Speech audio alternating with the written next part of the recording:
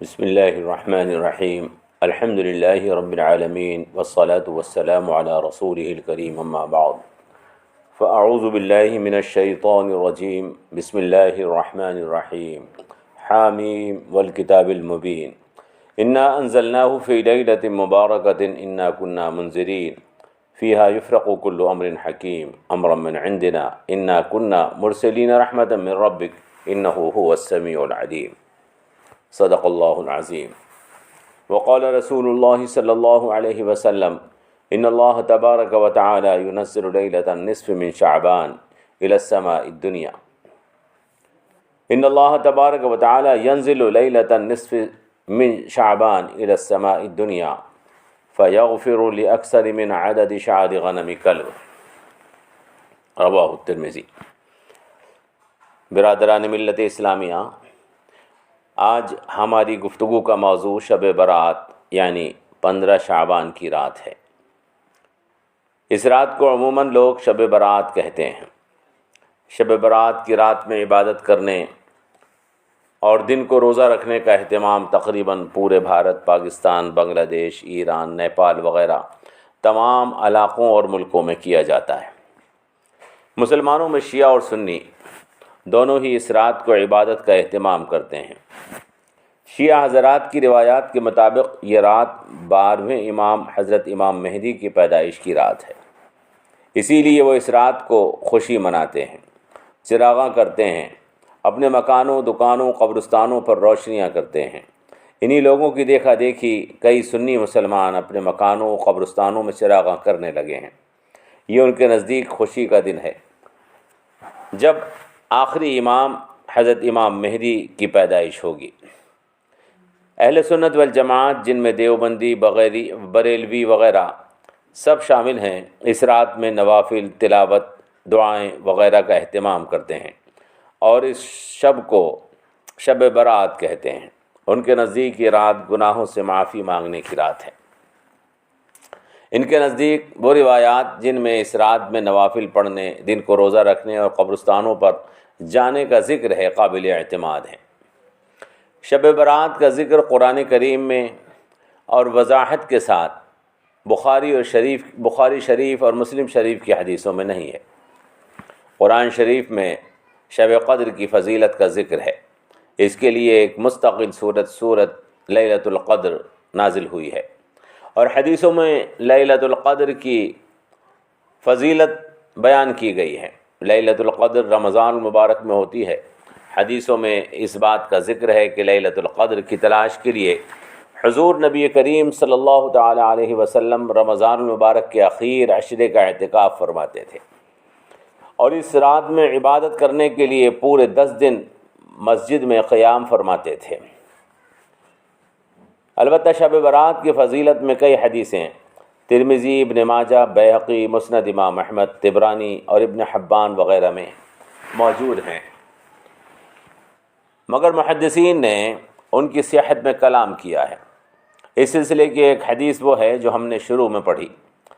حضرت عائشہ صدیقہ رضی اللہ تعالی عنہ فرماتی ہیں کہ نصف شعبان کی رات میں اللہ تعالی آسمان دنیا کی طرف خصوصی توجہ فرماتا ہے اور قبیلہ بنو کلب کی بکریوں یا بھیڑوں کے بالوں سے زیادہ لوگوں کی مغفرت فرما دیتا ہے۔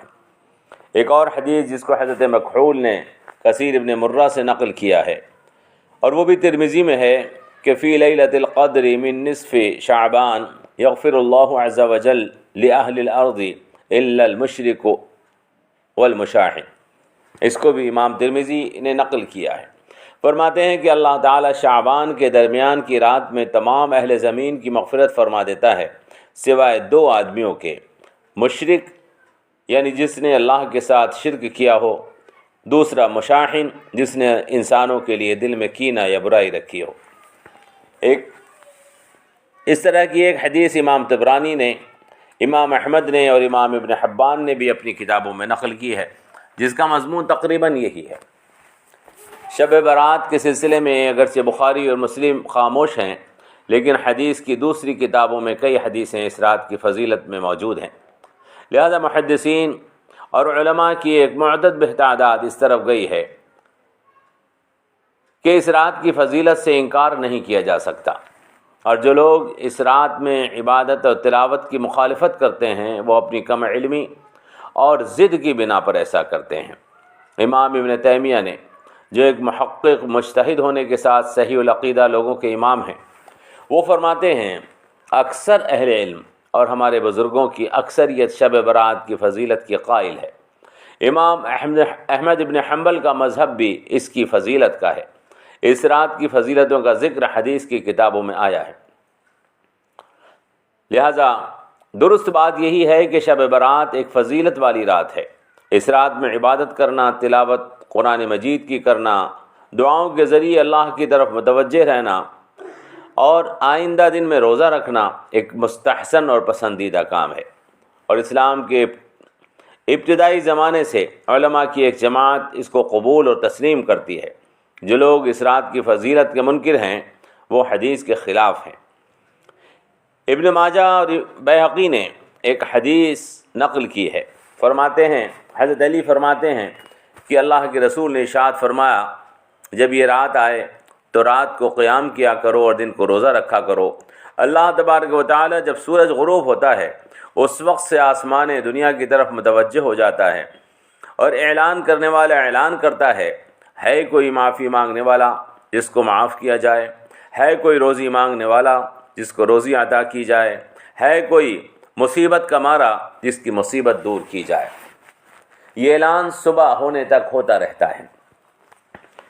شب برات کی بحثوں میں یہ بحث کافی دن جاری رہی ہے، لیکن یہی مسلک صحیح ہے کہ شب برات کی فضیلت ہے اور اس رات میں عبادت کرنا اور دن کو روزہ رکھنا حدیثوں سے ثابت ہے۔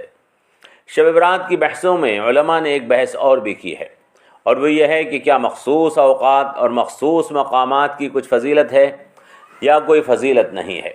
کئی لوگ اس بات کے قائل ہیں کہ کسی مقام کو یا کسی خاص وقت کو ذاتی طور پر کوئی فضیلت حاصل نہیں ہوتی۔ دراصل اللہ کی قربت حاصل کرنے کے لیے اور دعا قبول ہونے کے لیے ایمان کا ہونا اور تقوی ہونا ہی سب سے بہتر ہے۔ بغیر ایمان اور بغیر تقوی کے کسی بھی مقام یا کسی بھی خاص وقت سے کچھ حاصل نہیں ہوتا۔ قرب الہی اور فضیلت صرف ایمان اور تقوی کو حاصل ہے، باقی یہ سب چیزیں، اوقات اور مقامات کو کوئی خصوصیت نہیں ہے۔ لیکن بعض دوسرے علماء کا نظریہ ہے کہ بعض مقامات اور بعض اوقات کو دوسرے مقامات اور دوسرے اوقات پر قبولیت اور اجابت کے لیے خصوصی مقام حاصل ہے، جس کا انکار کرنا غلط ہے۔ علامہ آلوسی نے لکھا ہے، وہ جگہ جہاں حضور اکرم صلی اللہ تعالی علیہ وسلم آرام فرماتے تھے وہ بقیہ تمام جگہوں سے افضل ہے، کیونکہ اس جگہ سے نبی کریم صلی اللہ تعالی علیہ وسلم کا جسم مبارک چھوا تھا۔ بہرحال ہمارا خیال ہے کہ مقامات اور اوقات کی فضیلت سے انکار غلط ہے، کیونکہ اللہ تعالی نے قرآن کریم میں عند المشعر الحرام اور بعض دوسرے مقامات پر دعاؤں کا حکم دیا ہے، اور ظاہر ہے اللہ کا حکم بلا وجہ نہیں ہو سکتا۔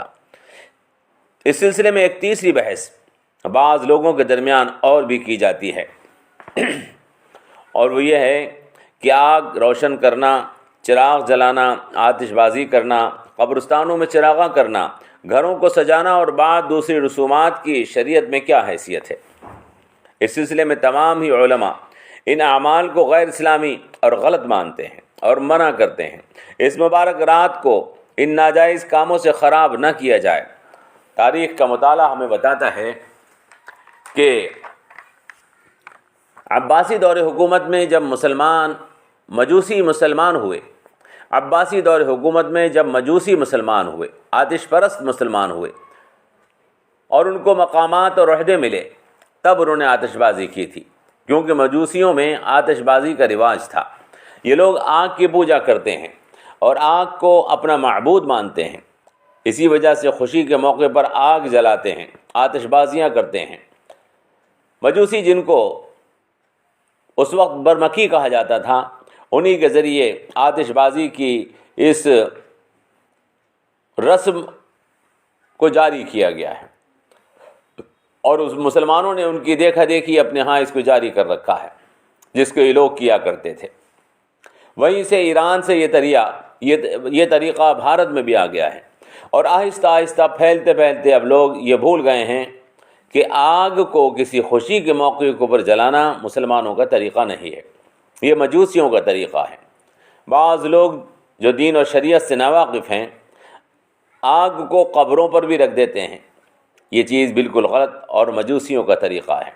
بھارت میں بھی یہ طریقہ ہندو لوگوں میں رائج ہے۔ وہ لوگ دیوالی وغیرہ پر آگ سے آتش بازی کرتے ہیں اور چراغ جلاتے ہیں، دیپک جلاتے ہیں۔ ان کے تہوار کا نام دیپاولی یا دیوالی دیپک جلانے کی وجہ سے رکھا گیا ہے۔ الغرض آتش بازی کا تعلق مجوسیوں سے یا آگ کو پوجنے والوں سے ہے، دین اور شریعت سے اس کا کوئی تعلق یا رابطہ نہیں، بلکہ حدیث پاک میں اللہ کے رسول صلی اللہ تعالیٰ علیہ وسلم نے مجوسیوں اور غیروں کے طریقے سے بچنے کی تاکید فرمائی ہے۔ آج شب برات پر مسلمانوں میں یہ طریقہ دین اور شریعت سے دوری اور جہالت کی وجہ سے رائج ہے۔ یہ رات عبادت کی رات ہے، تلاوت کی رات ہے، دعاؤں کی رات ہے۔ پٹاخے چھوڑنا، آتش بازی کرنا غیروں کا طریقہ ہے، اس میں پیسہ بھی ضائع ہوتا ہے اور گناہ بھی ہوتا ہے۔ مسلمان دین و شریعت کے پابند ہیں اور غیروں کے طریقے سے بچنا ان کی ذمہ داری ہے۔ ہمارا دین وہی ہے جو رسول اللہ صلی اللہ تعالیٰ علیہ وسلم نے ہمیں عطا کیا ہے، اس کے علاوہ جو بھی ہے وہ دوسروں کا طریقہ ہے اور اس کا کرنا گناہ ہے اور دین میں خرابی کا سبب ہے۔ برادران ملت اسلامیہ، آتش بازی، قبروں پر چراغاں کرنا، دیپ جلانا اور مسلمانوں کی خوشی کے موقع کے اوپر یہ حرکتیں کرنا، یہ مسلمانوں کی خوشی نہیں ہے، یہ غیروں کی خوشی کا طریقہ ہے۔ یہ اسلام اور مسلمانوں کے مزاج کے خلاف ہے اور دین میں بگاڑ کا سبب ہے۔ اس سے نقصان مال کا بھی ہوتا ہے اور دین کا بھی ہوتا ہے، اور اس سے نقصان سماج اور معاشرے میں بھی ہوتا ہے۔ کافروں کی نقل اتارنے سے ہمارے دین کی بدنامی ہے، اور اس کا مطلب یہ ہے کہ ہم کافروں کو پسند کرتے ہیں، ہم کفر کو پسند کرتے ہیں، اور دین سے ہماری محبت اور تعلق میں کمی ہے۔ محترم حضرات، ہمیں چاہیے کہ دین کی حفاظت کریں اور غلط باتوں سے مسلمانوں کو منع کریں۔ ہمارے سماج کے سنجیدہ اور سمجھدار لوگ آگے بڑھیں اور کوشش کریں بری رسومات اور غیروں کے طریقے سے ہمارے سماج پاک ہو جائیں۔ اگر ہم کوشش کریں گے تو انشاءاللہ فائدہ ہوگا اور ہمارا پیسہ برباد ہونے سے بچے گا اور کئی مصیبتوں سے نجات مل جائے گی۔ مسلمانوں کو اللہ تبارک و تعالی ان گندے اعمال سے بچنے کی توفیق عطا فرمائے۔ یاد رکھیں، ہمارا دین بدعات اور رسومات سے نہیں چلتا ہے، ہمارا دین بدعات اور رسومات سے نہیں بنا ہے، یہ قرآن اور حدیث اور پیارے رسول کے صحابہ کے طریقوں سے بنا ہے۔ جب تک ہم رسول اللہ صلی اللہ تعالیٰ علیہ وسلم اور صحابہ کے طریقے پر رہیں گے دین محفوظ رہے گا، اور اگر ہم نے صحابہ اور رسول اللہ صلی اللہ علیہ وسلم کے طریقے کو چھوڑ کر دوسروں کا طریقہ اختیار کیا تو دین از خود ختم ہو جائے گا۔ پھر اللہ اور رسول کے دشمنوں کو ہمیں قتل کرنے کے لیے جنگیں کرنے کی ضرورت نہیں ہے، بلکہ ہم اپنے آپ کو خود ختم کر لیں گے۔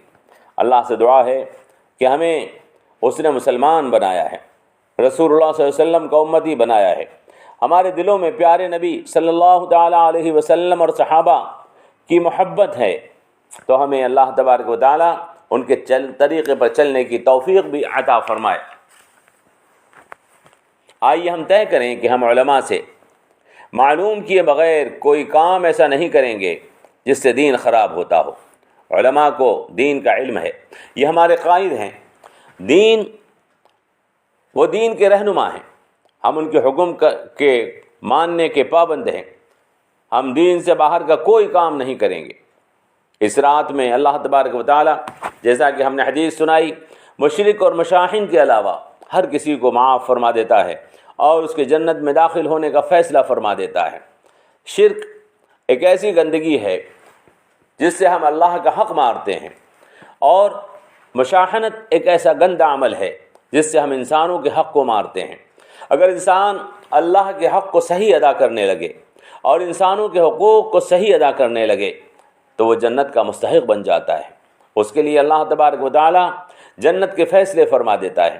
اللہ سے دعا کیجیے اللہ تبارک و تعالی ہمیں ہر قسم کے شرک سے، وہ شرک چاہے اللہ کی ذات میں ہو، وہ شرک چاہے اللہ کی صفات میں ہو، وہ شرک چاہے اللہ تبارک و تعالی کے حقوق میں ہو، وہ شرک چاہے اللہ کے اختیارات میں ہو، ہر قسم کے شرک سے اللہ تبارک و تعالی ہماری حفاظت فرمائے، اور انسانوں کے ساتھ کسی قسم کی بھی کینہ اور برائی دل میں رکھنے اور کسی بھی انسان کے ساتھ برا معاملہ رکھنے سے اللہ تبارک و تعالی ہماری حفاظت فرمائے، ہمارے دلوں کو پاک فرمائے۔